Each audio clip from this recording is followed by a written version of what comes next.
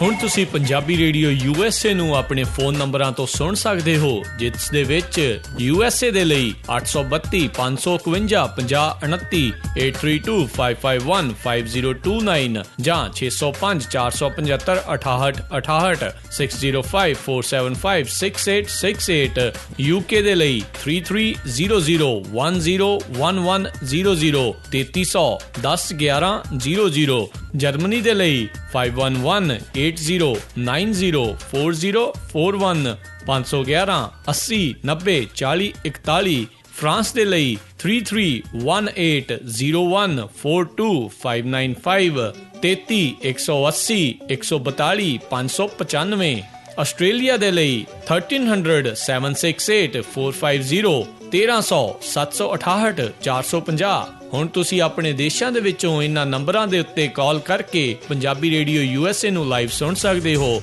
ਇਸ ਦੇ ਨਾਲ ਹੀ ਤੁਸੀਂ ਖਬਰਾਂ, ਖਬਰ ਤੇ ਨਜ਼ਰ, ਸਿਹਤ ਸੰਭਾਲ ਦਾ ਪ੍ਰੋਗਰਾਮ, ਨਾਨ ਸਟਾਪ ਪੰਜਾਬੀ ਗੀਤ, ਗੁਰਬਾਣੀ ਰੇਡੀਓ, ਸ਼੍ਰੀ ਦਰਬਾਰ ਸਾਹਿਬ ਜੀ ਦੇ ਹੁਕਮਨਾਮਾ ਸਾਹਿਬ ਦੀ ਵਿਆਖਿਆ ਪੰਜਾਬੀ ਅਤੇ ਅੰਗਰੇਜ਼ੀ ਦੇ ਵਿੱਚ, ਵੱਖ-ਵੱਖ ਗੁਰੂ ਘਰਾਂ ਦਾ ਸਿੱਧਾ ਪ੍ਰਸਾਰਣ, ਇਹ ਸਾਰਾ ਕੁਝ ਇਹਨਾਂ ਨੰਬਰਾਂ ਤੇ ਡਾਇਲ ਕਰਕੇ ਸੁਣ ਸਕਦੇ ਹੋ। ਸੁਣਦੇ ਰਹੋ ਪੰਜਾਬੀ ਰੇਡੀਓ USA।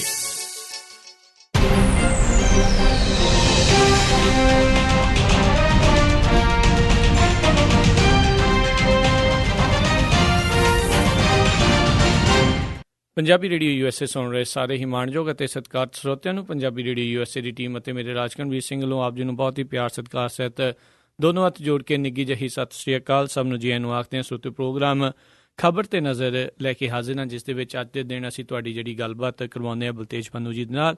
ਬਲਤੇਜ ਪੰਨੂ ਜੀ ਸਾਡੇ ਨਾਲ ਪਟਿਆਲਾ ਸਟੂਡੀਓਜ਼ ਤੋਂ ਜੁੜਦੇ ਨੇ। ਬਲਤੇਜ ਪੰਨੂ ਜੀ, ਜੀ ਆਇਆਂ ਨੂੰ, ਸਤਿ ਸ਼੍ਰੀ ਅਕਾਲ ਹੈ ਜੀ। ਸਤਿ ਸ਼੍ਰੀ ਅਕਾਲ ਜੀ, ਧੰਨਵਾਦ ਜੀ, ਮਿਹਰਬਾਨੀ। ਸਾਡੇ ਅੱਜ ਦੇ ਪ੍ਰੋਗਰਾਮ ਖਬਰ ਤੇ ਨਜ਼ਰ ਇਸ ਨੂੰ ਸਪਾਂਸਰ ਕਰਦੇ ਹਨ ਖਾਲਸਾ ਇੰਸ਼ੋਰੈਂਸ ਏਜੰਸੀ ਵਾਲੇ, ਜਿਨ੍ਹਾਂ ਦੇ ਕੋਲੋਂ ਤੁਸੀਂ ਹਰ ਤਰ੍ਹਾਂ ਦੀ ਜਿਹੜੀ ਇੰਸ਼ੋਰੈਂਸ ਆ ਉਹ ਕਰਵਾ ਸਕਦੇ ਹੋ। ਉਸ ਦੇ ਨਾਲ ਨਾਲ ਓਬਾਮਾ ਕੇਅਰ ਦੇ ਤਹਿਤ ਉਹ ਵਾਸ਼ਿੰਗਟਨ ਸਟੇਟ ਅਤੇ ਕੈਲੀਫੋਰਨੀਆ ਸਟੇਟ ਦੇ ਵਿੱਚ ਉਹ ਐਪਲੀਕੇਸ਼ਨ ਫ੍ਰੀ ਆਫ ਕਾਸਟ ਭਰਦੇ ਨੇ। ਉਸ ਦੇ ਲਈ ਤੁਸੀਂ ਇਹਨਾਂ ਦੀ ਏਜੰਸੀ 'ਚ ਕਾਲ ਕਰ ਸਕਦੇ ਹੋ। ਨੰਬਰ 408 272 2500, 4082722500।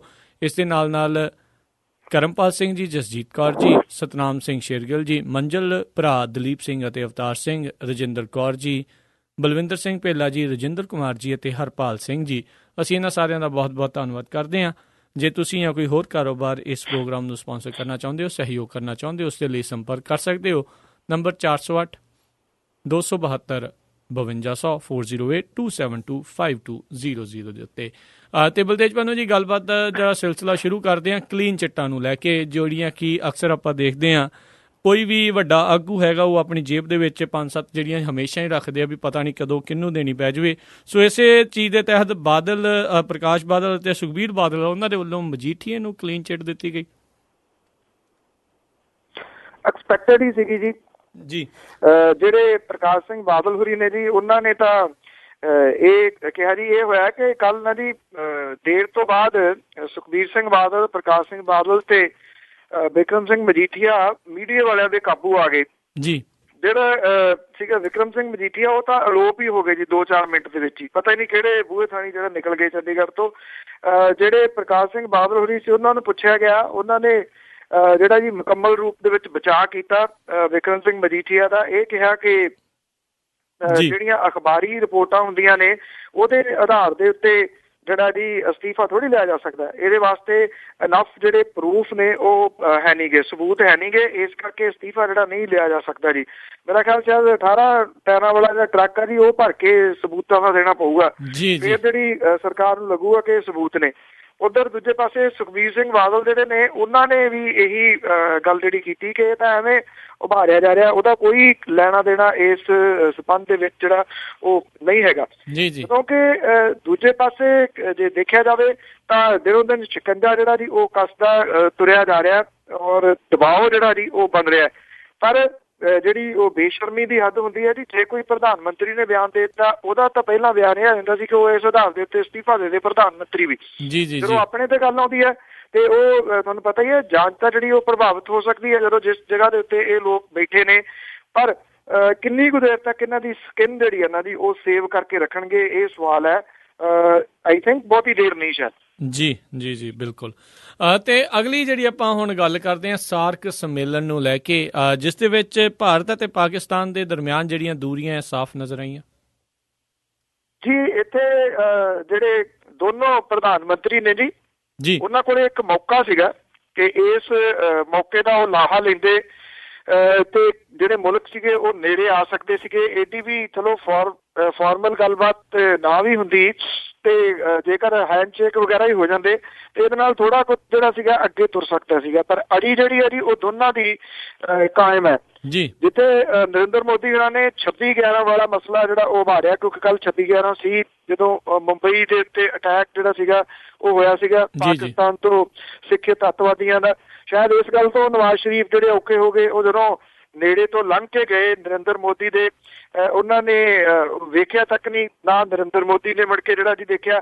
ਇੱਕ ਕਿਸਮ ਦੇ ਨਾਲ ਇਹ ਦੋ ਮੁਲਕਾਂ ਦੀ ਜਿਹੜੀ ਅੜੀ ਆ ਉਹਨੇ ਸਾਰਕ ਸਿਖਰ ਸੰਮੇਲਨ ਜਿਹੜਾ ਜੀ ਇਹਦੇ ਉੱਤੇ ਸਵਾਲੀਆ ਚਿੰਨ੍ਹ ਜਿਹੜੇ ਉਹ ਲਾ ਦਿੱਤੇ ਨੇ। ਇਹ ਹੁਣ ਪਤਾ ਲੱਗ ਰਿਹਾ ਕਿ ਨਵਾਜ਼ ਸ਼ਰੀਫ ਪੂਰੀ ਛੇਤੀ ਜਿਹੜਾ ਜੀ ਇਹਦੇ ਵਿੱਚੋਂ ਜਾ ਰਹੇ ਨੇ। ਜਿਹੜਾ ਸਾਂਝਾ ਬਿਆਨ ਜਾਰੀ ਹੁੰਦਾ ਪਹਿਲਾਂ, ਉਸ ਮਾਮਲੇ ਦੇ ਉੱਤੇ ਵੀ ਨਵਾਜ਼ ਸ਼ਰੀਫ ਜਿਹੜੇ ਨੇ ਉਹ ਲੱਤ ਅੜਾ ਰਹੇ ਨੇ, ਜਿਹਦੀ ਵਜ੍ਹਾ ਕਰਕੇ ਜੀ ਉੱਤੇ ਜਿਹੜਾ ਸਾਂਝਾ ਬਿਆਨ ਹੈ ਉਹਦੇ ਉੱਤੇ ਵੀ ਸਵਾਲੀਆ ਚਿੰਨ੍ਹ ਜਿਹੜਾ ਖੜਾ ਹੋ ਗਿਆ। ਜਦੋਂ ਹੁਣ ਦੋਵਾਂ ਮੁਲਕਾਂ ਦੇ ਵਿਚਾਲੇ ਇੰਨੀ ਤਰੇੜ ਜਿਹੜੀ ਹੈ ਜੀ ਉਹ ਦਿਸਣ ਲੱਗੀ ਹੈ ਸ਼ਰੇਆਮ, ਤਾਂ ਇਹਦਾ ਹੁਣ ਜਿਹੜਾ ਅਸਰ ਹੈ ਸ਼ਾਇਦ ਭਾਰਤ ਤੇ ਪਾਕਿਸਤਾਨ ਦੇ ਬਿਜ਼ਨਸ ਦੇ ਉੱਤੇ ਵੀ ਜਿਹੜਾ ਉਹ ਪੈ ਸਕਦਾ ਹੈ, ਕਿਉਂਕਿ ਜਿਹੜਾ ਵੱਡੇ ਪੱਧਰ ਦੇ ਉੱਤੇ ਬਿਜ਼ਨਸ ਹੁੰਦਾ ਉਹ ਇੱਥੋਂ ਵਾਘਾ ਸਰਹੱਦ ਰਾਹੀਂ ਹੁੰਦਾ ਜੀ। ਸੋ ਇਹਦੇ ਉੱਤੇ ਹੁਣ ਸਿੱਧਾ ਜਿਹੜਾ ਜੀ ਆਉਣ ਵਾਲੇ ਦਿਨਾਂ ਦੇ ਵਿੱਚ ਅਸਰ ਵੇਖਣ ਨੂੰ ਮਿਲੂਗਾ। ਇੱਕ ਉਮੀਦ ਸੀਗੀ ਕਿ ਸ਼ਾਇਦ ਇੱਥੇ ਦੋਵੇਂ ਮੁਲਕ ਜਿਹੜੇ ਨੇ ਕੁਝ ਨੇੜੇ ਆ ਸਕਦੇ ਨੇ, ਪਰ ਗੱਲ ਬਣੀ ਨਹੀਂ ਬਣੀ ਜੀ ਜੀ ਜੀ। ਤੇ ਅਗਲੀ ਜਿਹੜੀ ਗੱਲ ਕਰਦੇ ਹਾਂ ਲੋਕ ਸਭਾ ਦੀ, ਜਿਹੜੀ ਇਸ ਟਾਈਮ ਕਾਰਵਾਈ ਜਿਹੜੀ ਚੱਲ ਰਹੀ ਆ, ਜਿਹੜਾ ਕਾਲੇ ਧਨ ਦਾ ਜਿਹੜਾ ਮਾਮਲਾ ਹੈ, ਬਲੈਕ ਮਨੀ ਦਾ ਮਾਮਲਾ ਆ, ਉਸ ਦੇ ਵਿੱਚ ਜਿਹੜੀ ਸਰਕਾਰ ਆ ਆਪਣਾ ਜਿਹੜਾ ਜੀ ਉਹ ਸਫਾਈ ਦਿੰਦੀ ਨਜ਼ਰ ਆਈ। ਇਹ ਮਾਮਲਾ ਲੋਕ ਸਭਾ ਦੇ ਵਿੱਚ, ਰਾਜ ਸਭਾ ਦੇ ਵਿੱਚ ਜਿਹੜਾ ਜੀ ਉਹ ਉੱਠਿਆ, ਔਰ ਕਿਉਂਕਿ ਪਹਿਲਾਂ ਪਾਰਲੀਮੈਂਟ ਜਿਹੜੀ ਉਹ ਚੱਲਣ ਨਹੀਂ ਸੀ ਦਿੱਤੀ ਵਿਰੋਧੀ ਧਿਰ ਨੇ, ਸਰਕਾਰ ਜਿਹੜੀ ਸੀ ਉਹ ਆਈ ਜੀ ਇਸ ਮਾਮਲੇ ਉੱਤੇ ਬਹਿਸ ਕਰਾਉਣ ਦੇ ਵਾਸਤੇ ਤਿਆਰ ਹੋ ਗਈ ਤੇ ਬਹਿਸ ਜਿਹੜੀ ਸ਼ੁਰੂ ਹੋਈ। ਔਰ ਜਿਹੜੀ ਵਿਰੋਧੀ ਧਿਰ ਆ ਉਹਨੇ ਇਹ ਕਿਹਾ ਕਿ ਭਾਰਤ ਦੇ ਲੋਕਾਂ ਦੇ ਨਾਲ ਝੂਠ ਬੋਲਿਆ ਗਿਆ ਕਿ 100 ਦਿਨਾਂ ਦੇ ਵਿੱਚ ਕਾਲਾ ਧਨ ਜਿਹੜਾ ਜੀ ਵਾਪਸ ਆ ਜਾਊਗਾ। ਉਹਨਾਂ ਨੇ ਕਿਹਾ ਕਿ ਸਾਡਾ 3-3 ਲੱਖ ਰੁਪਈਆ, 3.5 ਲੱਖ ਰੁਪਈਆ ਕਿੱਥੇ ਆ, ਜਿਹੜਾ ਨਰਿੰਦਰ ਮੋਦੀ ਹੋਰੀ ਕਹਿੰਦੇ ਸੀਗੇ ਕਿ ਉੱਥੋਂ ਪੈਸੇ ਆਉਣ ਦੀ ਦੇਰ ਆ, ਕੱਲੇ ਬੰਦੇ ਨੂੰ 3-3 ਲੱਖ ਰੁਪਈਆ ਆਉਣਾ ਤੇ ਇਹ ਜਿਹੜਾ ਜੀ ਲੋਕਾਂ ਦੇ ਵਿੱਚ ਵੰਡ ਦੇਣਾ ਸਾਰਿਆਂ 'ਚ। ਤਾਂ ਉਹਨਾਂ ਨੇ ਕਿਹਾ ਕਿ ਸਾਡੇ ਪੈਸੇ ਜਿਹੜੇ ਕਿੱਥੇ ਨੇ, ਹੁਣ ਤਾਂ 180 ਦਿਨ ਤੋਂ ਉੱਪਰ ਹੋ ਗਏ, ਪੈਸੇ ਜਿਹੜੇ ਵਾਪਸ ਨਹੀਂ ਆਏ।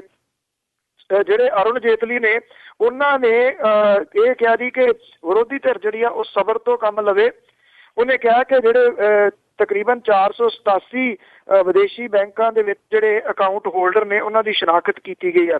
ਉਹਨਾਂ ਨੇ ਕਿਹਾ ਕਿ 250 ਦੇ ਕਰੀਬ ਜਿਹੜੇ ਨੇ ਉਹ ਖਾਤੇ ਹੋਣਾ ਕਬੂਲ ਕਰ ਲਿਆ, ਜਿਹੜੇ ਜਿਨ੍ਹਾਂ ਦੇ ਖਾਤੇ ਨੇ ਇਹ ਜੀ। ਉਹਨਾਂ ਨੇ ਕਿਹਾ ਕਿ ਨਾਮ ਜਿਹੜੇ ਉਹ ਜਨਤਕ ਨਹੀਂ ਕੀਤੇ ਜਾ ਸਕਦੇ। ਇਸ ਕਰਕੇ ਜਨਤਕ ਨਹੀਂ ਕੀਤੇ ਜਾ ਸਕਦੇ, ਕਹਿੰਦੇ ਜਾਂਚ ਪ੍ਰਭਾਵਿਤ ਹੋਊਗੀ। ਜਦੋਂ ਚਾਰਜ ਸ਼ੀਟ ਪੇਸ਼ ਹੋਊਗੀ ਤਾਂ ਇਹ ਜਿਹੜੇ ਨਾਮ ਨੇ ਉਦੋਂ ਸਾਹਮਣੇ ਜ਼ਰੂਰ ਆ ਜਾਣਗੇ। ਜਿਹੜੀਆਂ ਵਿਰੋਧੀ ਧਿਰਾਂ ਨੇ, ਕਾਂਗਰਸ ਤੇ ਤ੍ਰਿਣਮੂਲ ਕਾਂਗਰਸ ਵਾਲੇ, ਉਹਨਾਂ ਨੇ ਕਿਹਾ ਕਿ ਅਸੀਂ ਇਸ ਜਵਾਬ ਤੋਂ ਜਿਹੜੇ ਸੰਤੁਸ਼ਟ ਨਹੀਂ ਹੈਗੇ। ਸਵਾਲ ਇਹ ਹੈ ਜੀ ਕਿ ਜੇ ਤੁਸੀਂ ਪੁਰਾਣੀਆਂ ਰਿਕਾਰਡਿੰਗ ਜਾਂ ਪੁਰਾਣੀਆਂ ਅਖਬਾਰਾਂ ਜਿਹੜੀਆਂ ਨੇ ਉਹ ਚੁੱਕ ਲਓ ਜੀ 2 ਸਾਲ ਵਾਲੀਆਂ, ਉਹਦੇ ਵਿੱਚ ਭਾਰਤੀ ਜਨਤਾ ਪਾਰਟੀ ਪਾਰਲੀਮੈਂਟ ਨਹੀਂ ਸੀ ਚੱਲਣ ਦਿੰਦੀ, ਕਹਿੰਦੀ ਸੀ ਕਾਲਾ ਧਨ ਜਿਹੜਾ ਜੀ ਉਸ ਮੁੱਦੇ ਤੇ ਦੱਸੋ। ਕਾਂਗਰਸ ਕਹਿੰਦੀ ਜੀ ਨਹੀਂ ਦੱਸਿਆ ਜਾ ਸਕਦਾ ਕਿਉਂਕਿ ਦੂਜੇ ਮੁਲਕਾਂ ਦੇ ਨਾਲ ਸਾਡੇ ਸਮਝੌਤੇ ਸਾਈਨ ਨੇ। ਅੱਜ ਭਾਰਤੀ ਜਨਤਾ ਪਾਰਟੀ ਕਹਿੰਦੀ ਦੂਜੇ ਮੁਲਕਾਂ ਨਾਲ ਸਾਡੇ ਸਮਝੌਤੇ ਸਾਈਨ ਨੇ, ਨਹੀਂ ਦੱਸਿਆ ਜਾ ਸਕਦਾ। ਕਾਂਗਰਸ ਵਾਲੇ ਕਹਿੰਦੇ ਦੱਸੋ। ਇਹਦਾ ਮੂਰਖ ਬਣਾ ਰਹੇ ਨੇ ਜੀ। ਪਹਿਲਾਂ ਉਹ ਬਣਾਉਂਦੇ ਰਹੇ, ਹੁਣ ਭਾਰਤੀ ਜਨਤਾ ਪਾਰਟੀ ਵਾਲੇ ਜਿਹੜੇ ਨੇ ਉਹ ਮੂਰਖ ਬਣਾ ਰਹੇ ਨੇ। ਪਤਾ ਦੋਨਾਂ ਨੂੰ ਹੈ ਕਿ ਕੀ ਸਮਝੌਤੇ ਨੇ, ਜੇ ਪਤਾ ਹੈ ਤਾਂ ਫਿਰ ਇਹ ਮੁੱਦਾ ਜਿਹੜਾ ਸੀਗਾ ਇਸ ਤਰੀਕੇ ਦੇ ਨਾਲ ਕਿਉਂ ਉਭਾਰਦੇ ਰਹੇ। ਇਹ ਤਾਂ ਮੂਰਖ ਬਣਾਉਣ ਵਾਲੀ ਗੱਲ ਸੀ ਲੋਕਾਂ ਨੂੰ ਜੀ। ਬਿਲਕੁਲ, ਲੋਕਾਂ ਦੇ ਜਿਹੜੇ ਜੀ ਕਹਿ ਲਓ ਵੀ ਇਮੋਸ਼ਨਸ ਦੇ ਨਾਲ ਖੇਡਦੇ ਆ ਤੇ ਲੋਕੀ ਭਾਵੁਕ ਹੋ ਕੇ ਜਿਹੜੇ ਜੀ ਉਸ ਪਾਸੇ ਨੂੰ ਫਿਰ ਜਿਹੜਾ ਜੀ ਚੱਲਦੇ ਨੇ। ਅਤੇ ਲੋਕ ਸਭਾ ਦੀ ਤੇ ਰਾਜ ਸਭਾ ਦੀ ਕਾਰਵਾਈ ਦੇ ਵਿੱਚ ਆਪਾਂ ਗੱਲ ਕਰਦੇ ਹਾਂ, ਮੋਦੀ ਦੀ ਜਿਹੜੀ ਪਤਨੀ ਆ ਉਹਨਾਂ ਦੇ ਵੱਲੋਂ ਜਿਹੜੀ RTI ਦੀ ਜਿਹੜੀ ਅਰਜ਼ੀ ਦਾਖਲ ਕੀਤੀ ਗਈ ਸੀ ਵੀ ਉਹਨਾਂ ਦੀ ਸੁਰੱਖਿਆ ਨੂੰ ਲੈ ਕੇ, ਉਹ ਵੀ ਜਿਹੜਾ ਮਾਮਲਾ ਉਸ ਦੇ ਵਿੱਚ ਗੂੰਜਿਆ ਜੀ। ਇਹ ਰਾਜ ਸਭਾ ਦੇ ਵਿੱਚ ਜਿਹੜੀ ਨਰਿੰਦਰ ਮੋਦੀ ਦੀ ਪਤਨੀ ਆ ਜਸੋਦਾਬੇਨ ਉਹਦੇ ਵੱਲੋਂ ਜਿਹੜੀ ਡਿਟੇਲ ਆ ਉਹ RTI ਰਾਹੀਂ ਮੰਗਣ ਵਾਲਾ ਮਾਮਲਾ ਜਿਹੜਾ ਜੀ ਉਹ ਚੁੱਕਣ ਦੀ ਕੋਸ਼ਿਸ਼ ਕੀਤੀ ਗਈ, ਪਰ ਇਹਦੀ ਪਰਮਿਸ਼ਨ ਜਿਹੜੀ ਆ ਉਹ ਨਹੀਂ ਮਿਲੀ ਜੀ। ਐਕਚੁਅਲੀ ਜਸੋਦਾਬੇਨ ਨੇ ਇਹ ਜਿਹੜੀ RTI ਪਾਈ ਸੀ, ਉਹਨੇ ਪੁੱਛਣ ਦੀ ਕੋਸ਼ਿਸ਼ ਕੀਤੀ ਸੀ ਕਿ ਕੌਣ ਲੋਕ ਨੇ ਉਹਦੇ ਜਿਹੜੇ ਸਿਕਿਉਰਿਟੀ ਦੇ ਵਿੱਚ ਲਾਏ ਗਏ ਨੇ। ਸ਼ਾਇਦ ਉਹਨੂੰ ਆਪਣੀ ਸਿਕਿਉਰਿਟੀ ਦਾ ਕਿਤੇ ਨਾ ਕਿਤੇ ਕੋਈ ਡਰ ਹੈ ਜੀ, ਜਿਹਦੇ ਕਰਕੇ ਉਹਨੇ ਇਹ ਰਾਈਟ ਟੂ ਇਨਫੋਰਮੇਸ਼ਨ ਜਿਹੜਾ ਜੀ ਉਹਦੇ ਤਹਿਤ ਇਹ ਜਾਣਕਾਰੀ ਜਿਹੜੀ ਡਿਟੇਲ ਦੇ ਵਿੱਚ ਮੰਗੀ ਸੀ। ਔਰ ਵਾਵਾ ਚਰਚਿਤ ਪਿਛਲੇ ਕੁਝ ਦਿਨਾਂ ਤੋਂ ਇਹ ਜਿਹੜਾ ਮਾਮਲਾ ਰਿਹਾ ਕਿ ਉਹਨੇ ਕਿਉਂ ਇਹ ਡਿਟੇਲ ਜਿਹੜੀ ਹੈ ਜੀ ਮੰਗੀ ਹੈ। ਉਹਨੇ ਇਹ ਕਿਹਾ ਸੀਗਾ ਕਿ ਦੱਸਿਆ ਜਾਵੇ ਕਿ ਪ੍ਰਧਾਨ ਮੰਤਰੀ ਦੀ ਪਤਨੀ ਹੋਣ ਦੇ ਨਾਤੇ ਉਹਨੂੰ ਕਿਹੜੀਆਂ ਸਹੂਲਤਾਂ ਜਿਹੜੀਆਂ ਮਿਲਦੀਆਂ ਨੇ, ਜਿਹੜੀ ਉਹਦੀ ਸੁਰੱਖਿਆ ਲਾਈ ਗਈ ਹੈ ਉਹ ਕਿਹਨੂੰ ਦਿੱਤੀ ਜਾਂਦੀ ਹੈ, ਇਹਦੀ ਜ਼ਿੰਮੇਵਾਰੀ ਕਿਹਦੀ ਹੁੰਦੀ ਹੈ, ਕਿਹੜੇ ਜਿਹੜੇ ਆਫਿਸਰ ਨੇ ਉਹ ਲਾਏ ਹੋਏ ਨੇ।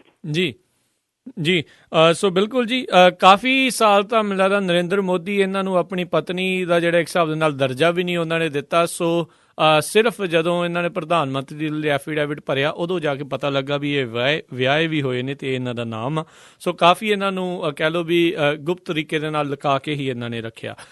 ਪੰਜਾਬ ਸਰਕਾਰ ਜਿਹੜੀ ਇਸ ਟਾਈਮ ਝੋਨੇ ਦਾ ਭੁਗਤਾਨ ਕਰਨ ਦੇ ਲਈ ਜਿਹੜੀ ਉਹ ਸੰਕਟ 'ਚ ਫਸਦੀ ਨਜ਼ਰ ਆ ਰਹੀ ਆ। ਇਹ ਪਹਿਲਾਂ ਵੀ ਹੋਇਆ ਸੀਗਾ ਜੀ, ਜਿਹੜਾ ਕਿਉਂਕਿ ਸੈਂਟਰ ਦੀਆਂ ਜਿਹੜੀਆਂ ਏਜੰਸੀਜ਼ ਨੇ ਜਿਹੜੀਆਂ ਖਰੀਦੀਆਂ ਨੇ ਉਹ ਪੈਸਾ ਸੈਂਟਰ ਨੇ ਦੇਣਾ ਹੁੰਦਾ ਜੀ। ਪਹਿਲਾਂ ਤਾਂ ਮਤੇਈ ਮਾਂ ਹੁੰਦੀ ਸੀ, ਹੁਣ ਸਕੀ ਮਾਂ ਆ, ਤੋਂ ਹਾਲਾਤ ਉਹੀ ਨੇ ਜੀ। ਪੰਜਾਬ ਸਰਕਾਰ ਇੱਕ ਵਾਰੀ ਫੇਰ ਝੋਨੇ ਦੇ ਭੁਗਤਾਨ ਦੇ ਮਾਮਲੇ ਦੇ ਵਿੱਚ ਸੰਕਟ 'ਚ ਆ ਗਈ ਹੈ ਜੀ। ਜਿਹੜੇ ਹਜ਼ਾਰਾਂ ਕਿਸਾਨ ਨੇ ਉਹਨਾਂ ਨੂੰ ਝੋਨੇ ਦੇ ਜਿਹੜੇ ਪੈਸੇ ਮਿਲਣੇ ਸੀ ਉਹ ਰੁਕੇ ਪਏ ਨੇ, ਕਿਉਂਕਿ ਸੈਂਟਰ ਦੀ ਸਰਕਾਰ ਨੇ 3000 ਕਰੋੜ ਰੁਪਏ ਦੀ ਆਖਰੀ ਰਕਮ ਜਿਹੜੀ ਪੰਜਾਬ ਸਰਕਾਰ ਨੂੰ ਜਾਰੀ ਨਹੀਂ ਕੀਤੀ, ਜਿਹਦੇ ਕਰਕੇ ਰਾਜ ਸਰਕਾਰ ਜਿਹੜਾ ਉਹ ਕੇਂਦਰੀ ਜਿਹੜੀਆਂ ਏਜੰਸੀ ਨੇ ਉਹਨਾਂ ਦੇ ਵੱਲੋਂ ਖਰੀਦਿਆ ਜਿਹੜਾ ਝੋਨਾ ਉਹ ਕਿਸਾਨਾਂ ਨੂੰ ਅਜੇ ਤੱਕ ਪੈਸੇ ਨਹੀਂ ਦੇ ਸਕਿਆ ਜੀ। ਪੰਜਾਬ ਦਾ ਇੱਕ ਸੀਨੀਅਰ ਅਧਿਕਾਰੀ ਜਿਹੜਾ ਜੀ ਉਹ ਦੱਸਦਾ ਹੈ ਕਿ ਕੇਂਦਰੀ ਵਿੱਤ ਮੰਤਰਾਲੇ ਤੱਕ ਇਹਦੇ ਵਾਸਤੇ ਪਹੁੰਚ ਜਿਹੜੀ ਉਹ ਕੀਤੀ ਗਈ ਹੈ ਔਰ ਆਖਰੀ ਕਿਸ਼ਤ ਜਾਰੀ ਕਰਨ ਦੀ ਗੱਲ ਕੀਤੀ ਗਈ ਹੈ। ਇਹ ਤੋਂ ਪਹਿਲਾਂ ਕੇਂਦਰ ਦੀ ਸਰਕਾਰ ਨੇ ਜਿਹੜੇ ਸੀਗਾ 18000 ਕਰੋੜ ਰੁਪਏ ਦੀਆਂ 2 ਕਿਸ਼ਤਾਂ ਜਾਰੀ ਕਰਨ ਦੀ ਮਨਜ਼ੂਰੀ ਜਿਹੜੀ ਦਿੱਤੀ ਸੀਗੀ ਔਰ ਇਹਦੇ ਵਾਸਤੇ ਕਾਫੀ ਜੱਦੋਜਹਿਦ ਜਿਹੜੀ ਆ ਉਹ ਕਰਨੀ ਪਈ ਸੀਗੀ ਜੀ। ਔਰ ਪਹਿਲਾਂ ਤਾਂ ਨਹੀਂ ਤਾਂ ਹੁਣ ਤੱਕ ਤਾਂ ਇਹ ਮਾਮਲਾ ਬਹੁਤ ਉੱਭਰ ਆਉਣਾ ਸੀਗਾ ਨਾ ਜੀ ਕਿ ਕੇਂਦਰ ਦੀ ਸਰਕਾਰ ਨੇ ਦੇਖੋ ਜੀ ਧੱਕਾ ਕੀਤਾ। ਹੁਣ ਇਸ ਮਾਮਲੇ ਤੇ ਬਾਦਲ ਸਾਹਿਬ ਬੋਲਦੇ ਨਹੀਂ ਜੀ ਕੱਖ ਵੀ, ਕੋਈ ਉਹਨਾਂ ਨੇ ਜਿਹੜਾ ਜੀ ਬਿਆਨ ਨਹੀਂ ਦਿੱਤਾ ਕਿ ਕੇਂਦਰ ਦੀ ਸਰਕਾਰ ਜਿਹੜੀ ਹੈ ਜੀ ਉਹ ਫੇਰ ਧੱਕਾ ਕਰ ਰਹੀ ਹੈ, ਕਿਉਂਕਿ ਹੁਣ ਕਿਹੜੇ ਮੂੰਹ ਦੇ ਨਾਲ ਕਹਿਣਗੇ ਕਿ ਕੇਂਦਰ ਦੀ ਸਰਕਾਰ ਜਿਹੜੀ ਉਹ ਧੱਕਾ ਕਰਦੀ ਹੈ। ਲੋਕਾਂ ਨੂੰ ਤਾਂ ਵੋਟਾਂ ਪਾਉਣ ਦੇ ਵਾਸਤੇ ਉਹ ਕਹਿੰਦੇ ਰਹੇ ਕਿ ਬਸ ਉੱਥੇ ਆਉਣ ਦੀ ਦੇਰ ਆ, ਸਾਰਾ ਕੁਝ ਠੀਕ ਹੋ ਜਾਣਾ। ਜਿਹੜੀ ਰਾਈਟ ਟੂ ਇਨਫੋਰਮੇਸ਼ਨ ਦੇ ਤਹਿਤ ਜਿਹੜੀ ਜਾਣਕਾਰੀ ਆ ਉਹਨੇ ਤਾਂ ਇਹ ਵੀ ਤੱਥ ਸਾਹਮਣੇ ਲਿਆਂਦੇ ਨਾ ਜੀ ਕਿ ਜਿਹੜੀ ਗੱਲ ਨਰਿੰਦਰ ਮੋਦੀ ਇੱਥੇ ਜਗਰਾਉਂ ਰੈਲੀ ਦੇ ਵਿੱਚ ਕਹਿ ਗਏ ਸਨ ਕਿ ਗੁਜਰਾਤ ਦੇ ਵਿੱਚ ਕਿਸਾਨ ਨਹੀਂ ਉਜਾੜੇ ਜਾਣਗੇ, ਉਹ ਮਾਮਲਾ ਤਾਂ ਜਿਉਂ ਦਾ ਤਿਉਂ ਸੁਪਰੀਮ ਕੋਰਟ ਦੇ ਵਿੱਚ ਚੱਲ ਰਿਹਾ। ਗੁਜਰਾਤ ਦੀ ਸਰਕਾਰ ਨੇ ਉਹ ਵਾਪਸ ਨਹੀਂ ਲਿਆ, ਨਾ ਵਾਪਸ ਲੈਣ ਦੇ ਕੋਈ ਆਸਾਰ ਨੇ ਜੀ। ਬਾਦਲ ਸਾਹਿਬ ਉਸ ਮਾਮਲੇ ਤੇ ਟੋਟਲ ਫੇਲੀਅਰ ਹੋਏ ਨੇ ਜੀ। ਹੁਣ ਤੱਕ ਕਿਹਨੇ ਪੁੱਛਣਾ? ਜਦੋਂ ਇੱਕ ਟਾਈਮ ਸੀਗਾ ਚੋਣਾਂ ਤੋਂ ਪਹਿਲਾਂ ਉਹ ਜਿਹੜਾ ਸੀਗਾ ਹੱਕ ਪੰਜਾਬ ਦੇ ਕਿਸਾਨਾਂ ਨੂੰ ਦਵਾਇਆ ਜਾ ਸਕਦਾ ਸੀ, ਜਿਨ੍ਹਾਂ ਨੇ ਦੱਬ ਪੁੱਟ ਕੇ ਸੱਪਾਂ ਦੀਆਂ ਸਿਰੀਆਂ ਮਿੱਧ ਕੇ ਗੁਜਰਾਤ ਦੀ ਜ਼ਮੀਨ ਜਿਹੜੀ ਜੀ ਉਹਨੂੰ ਉਪਜਾਊ ਬਣਾਇਆ ਤੇ ਅੱਜ ਉਹਨਾਂ ਨੂੰ ਘਰਾਂ ਨੂੰ ਤੋੜਨ ਦੀ ਜਿਹੜੀ ਆ ਉਹ ਤਿਆਰੀ ਆ। ਇਸ ਮਾਮਲੇ ਦੇ ਉੱਤੇ ਇਹ ਜਿਹੜੀਆਂ ਦੋਗਲੀਆਂ ਗੱਲਾਂ ਨੇ ਨਾ ਜੀ, ਇਹ ਪਤਾ ਨਹੀਂ ਲੋਕੀ ਜਿਹੜੇ ਉਹ ਕਦੋਂ ਸਮਝਣਗੇ ਕਿ ਇਹਨਾਂ ਦਾ ਜਿਹੜਾ ਨਾ ਜੀ ਉਹ ਹਾਥੀ ਕੇ ਦਾਂਤ ਵਾਲੀ ਗੱਲ ਹੈ ਜੀ, ਖਾਣੇ ਕੇ ਔਰ ਦਿਖਾਣੇ ਕੇ ਔਰ। ਜੀ ਬਿਲਕੁਲ।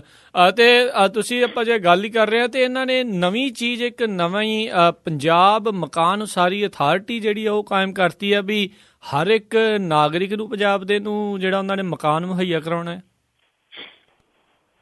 ਕਿਸੇ ਦੁਕਾਨ ਵਾਲੇ ਨੇ ਨਾ ਜੀ ਸਾਈਨ ਲਾਇਆ ਹੋਇਆ ਸੀਗਾ ਬਾਹਰ ਵੀ ਖੰਡ ਜਿਹੜੀ ਉਹ 5 ਰੁਪਏ ਕਿਲੋ ਆ। ਉਹ ਦੂਜੇ ਦੁਕਾਨਾਂ ਵਾਲੇ ਉਹਦੇ ਕੋਲ ਭੱਜ ਕੇ ਆਇਆ ਵੀ 35 ਰੁਪਏ ਕਿਲੋ ਆ, ਤੂੰ 5 ਰੁਪਏ ਕਿਲੋ ਦਾ ਸਾਈਨ ਕਿੱਦਾਂ ਲਾਤਾ? ਕਹਿੰਦਾ ਮੇਰੀ ਦੁਕਾਨ 'ਚ ਮੁੱਕੀ ਹੋਈ ਆ, ਮੈਂ ਭਾਵੇਂ ਮੁਫ਼ਤ ਲਾ ਦਿਆਂ। ਸਰਕਾਰ ਦੇ ਪੱਲੇ ਹੀ ਜਦੋਂ ਕੱਖ ਹੈ ਨੀ ਗਾ ਜੀ, ਕਿੱਥੋਂ ਮਕਾਨ ਬਣਾ ਕੇ ਦੇਣੇ ਨੇ?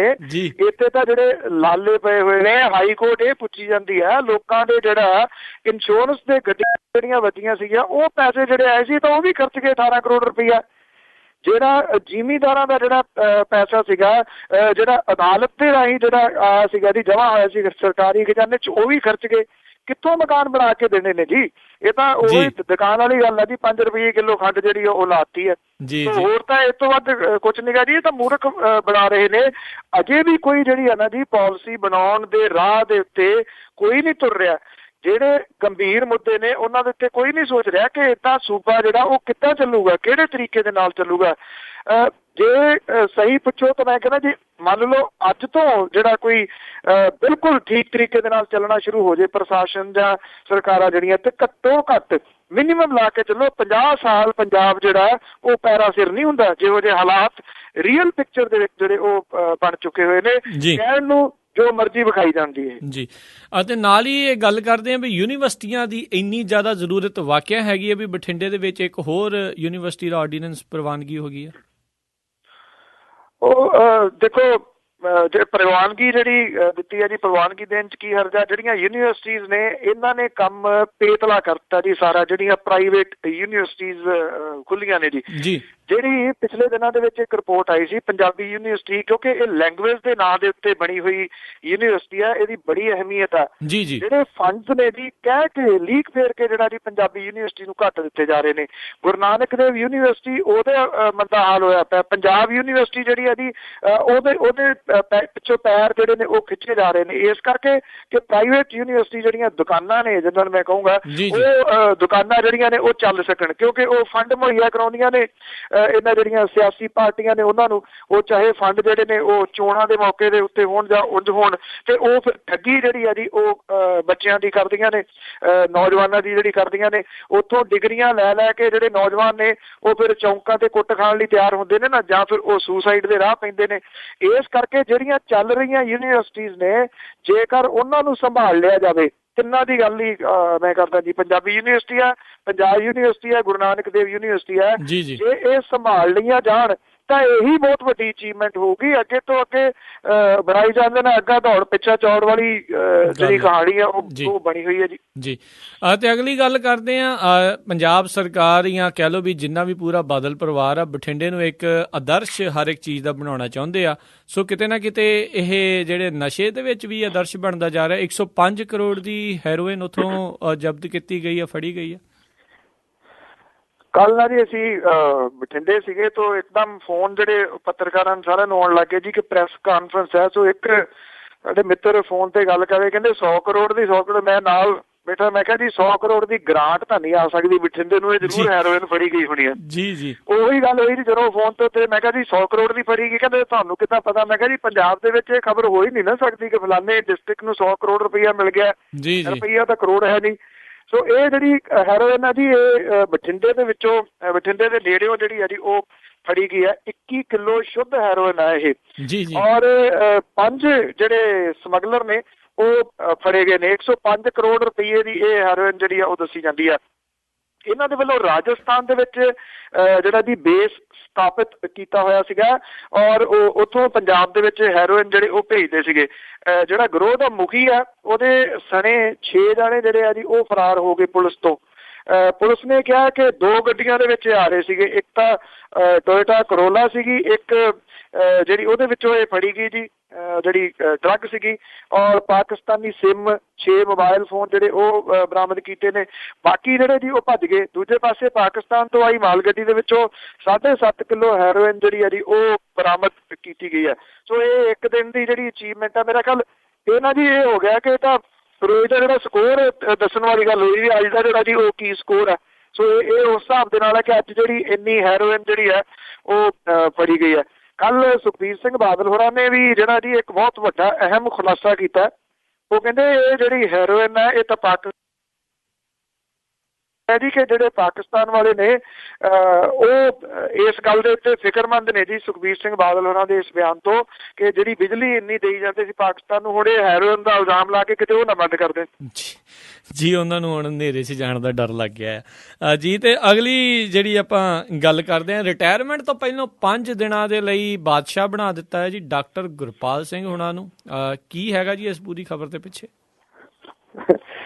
ਜੀ ਇਹ ਦੇਖੋ ਅਜੀਬੋ ਗਰੀਬ ਵਰਤਾਰੇ ਨੇ ਜੀ ਜਿਹੜੇ ਚੱਲ ਰਹੇ ਨੇ ਜੀ। ਬੱਚਿਆਂ ਦੀਆਂ ਖੇਡਾਂ ਵਾਲੀ ਗੱਲ ਨਹੀਂ ਲੱਗ ਰਹੀ ਜੀ ਸਮਝ ਕੇ। ਬੱਚੇ ਜਿਵੇਂ ਖੇਡਦੇ ਹੁੰਦੇ ਸੀ ਉਸ ਕਿਸਮ ਦੀਆਂ ਇਹ ਖੇਡਾਂ ਨੇ। ਛੋਟੇ ਛੋਟੇ ਬੱਚੇ ਅਜੀਬ ਹੁੰਦੇ ਨੇ ਜੀ। ਬਾਦਸ਼ਾਹ ਬਸ ਉਹੀ ਉਹਨਾਂ ਦੇ ਬਾਦਸ਼ਾਹ ਵਾਂਗੂ ਵਿਚਰ ਰਹੀ ਹੈ ਸਰਕਾਰ ਵੀ।